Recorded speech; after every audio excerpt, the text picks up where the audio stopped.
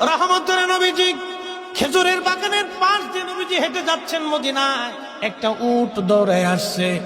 উট এসে আল্লাহর হাবিবের কদম মোবারকের সামনে পড়ে মাথা নিচু করে নবীজির কদমের মধ্যে মুখ লাগায় কাঁদতেছে।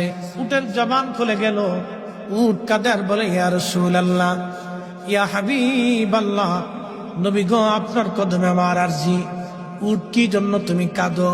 বলে, ইয়া রাসূলুল্লাহি, আমাকে শুধু মারে, আঘাত করে, কিন্তু খাদ্য দেয় না, কাজ বেশি বেশি করায়।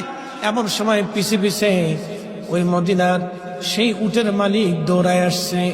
আল্লাহর নবী বললেন, ও উটের মালিক, তুমি কি উটের মালিক? বলে, হ্যাঁ ইয়া রাসূলুল্লাহ। তুমি কি তাকে খাবার কম দাও, কাজ বেশি করাও এবং মাঝে মধ্যে তারে পিঠাও? বলে, ইয়া রাসূলুল্লাহ, কি করে আপনি জানলেন? বলে, উট এসে তোমার বিরুদ্ধে আমার কাছে অভিযোগ পেশ করেছে। একবার জোরে বলা যাবে কি আল্লাহু আকবার? বিশ্ববিখ্যাত আল্লাহর একজন ওলি ছিলেন, তার নাম হযরত মালিক ইবনে দিনার আল ইরাকি আল বসরি রাহমাতুল্লাহ আলাইহি।